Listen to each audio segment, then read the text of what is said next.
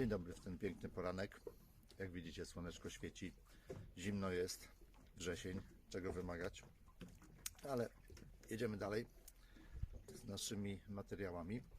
Dzisiaj nie będzie niczego z tego podręcznika, przewodnika, nie będzie niczego z tej książki, ale polecam obydwie do przeczytania i czytania na bieżąco. Chciałem dzisiaj powiedzieć o także procesie uczenia się.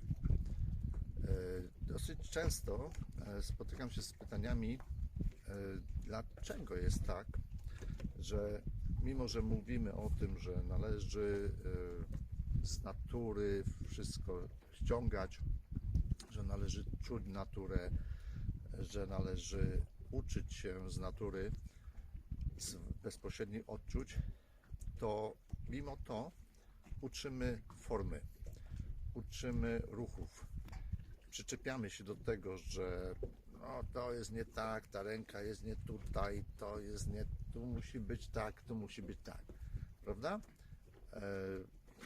To jest jakby uczenie się schematów, a jednocześnie mówimy nie ucz się schematów. To jest taki dosyć dysonans, dosyć mocny.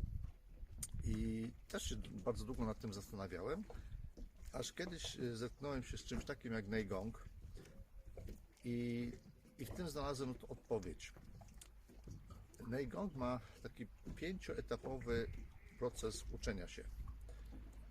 I ten proces, nie będę mówił o jakby 3 środkowych, bo po pierwsze nie znam tego dobrze, powiem bardziej o tych 2, pierwszym i ostatnim.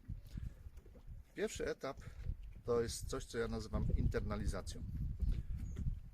Używaj zewnętrznego do tego, żeby poruszyć wewnętrzne.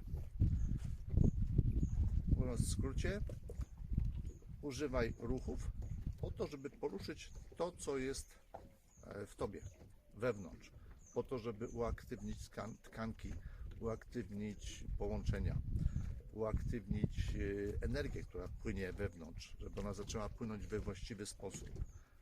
I dopiero kiedy robisz zewnętrzne ruchy we właściwy sposób, ta energia, te tkanki, to wszystko zaczyna się ruszać we właściwy sposób. Czyli mówiąc krótko, twoje ciało zaczyna działać właściwie. I po to jest potrzebne robienie schematów. Gdyż na początku nie wiemy, w jaki sposób to powinno być. Dlatego potrzebujemy nauczyciela, przewodnika, żeby nam powiedział, zbliżył nas do tego, co jest właściwe. Kiedy już nasze wnętrze zaczyna działać, to możemy z nim pracować. Możemy je obserwować, to co się tam dzieje, możemy je doskonalić i po tych 3 procesach, o których mówiłem, kolejnych, o których mówiłem wcześniej, dochodzimy do etapu, w którym nasze ciało działa właściwie i wtedy przechodzimy na ostatni etap. Używamy wewnętrznego, żeby poruszyć zewnętrzne. Czyli mówiąc inaczej, naszym zachodnim językiem, używamy energii po to, żeby wykonać ruch, wykonać uderzenie, cokolwiek chcecie. Dlatego potrzebny jest ten pierwszy etap. Bez tego pierwszego etapu nie ma szans na to, żebyśmy ułożyli sobie to wszystko w środku, żeby nasze ciało zaczęło działać prawidłowo. No i myślę, że to w jakiś sposób tłumaczy, dlaczego czepiamy się szczegółów jako instruktorzy. Musicie nam troszeczkę wybaczyć, że tacy jesteśmy, ale to wszystko dla waszego dobra. Ok, idę odpoczywać. Jak zwykle wpisujcie się na komentarzach, żebym się czegoś nauczył, żebyśmy mogli sobie porozmawiać i dobrego dnia. Do zobaczenia jutro.